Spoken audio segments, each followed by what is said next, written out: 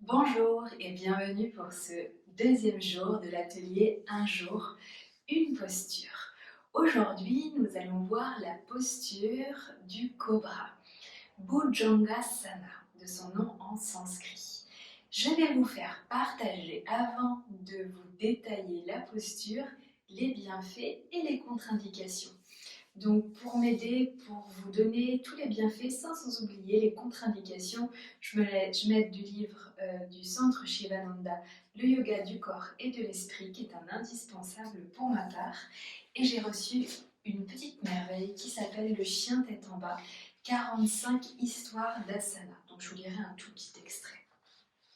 Donc les bienfaits de cette posture, et le numéro 1, c'est vraiment la posture qui est idéale pour les personnes qui seraient sujettes à la kyphose. Donc la kyphose, c'est quand vous avez le dos arrondi. Donc c'est une super posture pour vraiment ouvrir ici toute la partie du haut du corps et venir retrouver de la longueur ici.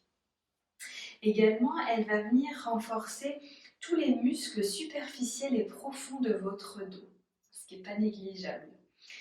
Euh, Également, vous allez le sentir, elle va augmenter l'afflux sanguin en direction des ligaments de la colonne vertébrale et des vertèbres. Elle enlève toutes les tensions existantes dans les muscles du dos très sollicités. Ce qu'il faut faire attention dans cette posture pour bien ressentir les effets, et l'erreur au début régulière, c'est d'avoir les épaules au niveau des oreilles. Donc il faut vraiment toujours penser à relâcher vos épaules. Vos épaules, elles ne peuvent pas supporter en fait tout ce stress. Donc vous devez relâcher les épaules et avoir vraiment les mains au niveau de la poitrine et les coudes très serrés. Donc ça, c'est vraiment le plus important. Au début, on n'est pas obligé de monter très haut. Vous allez voir, on va vite ressentir ce qui se passe quand on est dans la posture. Un autre bienfait également, ce sont pour les personnes et les femmes en période de règles. Ça peut soulager un petit peu les règles. Et si toutefois vous êtes constipé, ça vient masser un peu les organes internes, donc c'est très bon pour la constipation.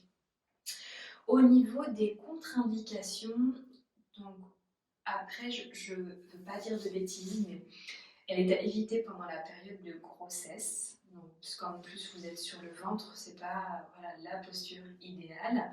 Si toutefois vous avez des problèmes hyperthyroïdiques, donc c'est une posture à éviter. Troubles cardiaques. Et si toutefois vous avez aussi une chirurgie au niveau de l'abdomen qui est assez récente, c'est pareil, c'est une posture à éviter. Voilà les bienfaits et les contre-indications de Bhujangasana, le cobra. Donc je vais vous lire un petit extrait de Le chien tête en bas, 45 histoires d'asana. L'importance du cobra se reflète également dans la philosophie et la pratique du yoga. Dans la vision tantrique, le serpent représente l'énergie latente se trouvant en chacun de nous, appelée Kundalini, la lové. Cette énergie repose à la base de la colonne vertébrale, à l'état de veille. Lorsque Kundalini est endormi, l'être vit dans un état d'engourdissement sans conscience véritable des choses. Par diverses pratiques, le yogi cherchera à éveiller le serpent pour les faire remonter dans la colonne vertébrale jusqu'à atteindre le sommet du crâne, Kundalini. Voilà. Donc c'est bien cette phase d'éveil que symbolise la posture du cobra. Allongé sur le ventre, la tête et le tronc soulevés, le yogi en Bhujangasana ressemble à un cobra qui se dresse pour se faire plus grand. Avec une petite photo très bien illustrée du cobra.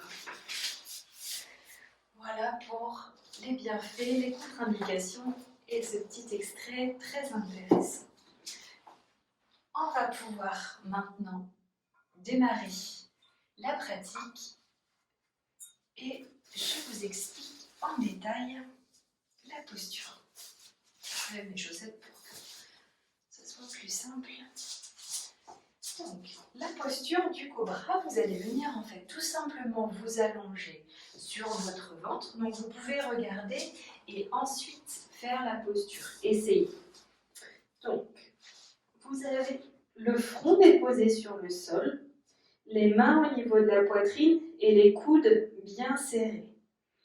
Ici, légère rétroversion du bassin pour vraiment protéger le bas du dos et travailler ici votre centre. Donc les bouts des doigts sont bien écartés ici et à l'inspire, donc vous allez pousser légèrement en fait sur vos mains et le regard vraiment face à vous. Donc serrez les omoplates, on s'ouvre là et on respire. On inspire et expire, on relâche. Ensuite, vous pouvez faire la même chose sans les mains pour voir ce qui se passe. J'inspire, j'ouvre et je soulève mes mains ici tranquillement. Donc vous devez sentir ici au niveau du bas du dos qu'il se passe quelque chose. Et au niveau de votre ventre, au niveau de l'abdomen. Expire, je relâche.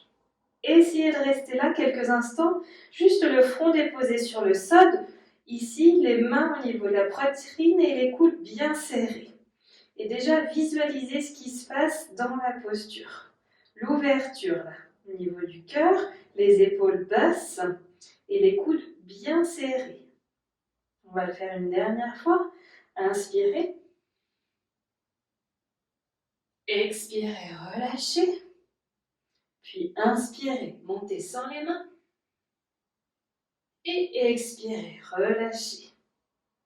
Puis revenez ici, donc poussez vraiment dans la paume de vos mains, tendez vos bras. Ici, votre centre vous maintient et venez ici dans la posture de l'enfant, quelques instants. Et relâchez. Puis relâchez les bras et les paumes de main. Vers le ciel, relâchez le front.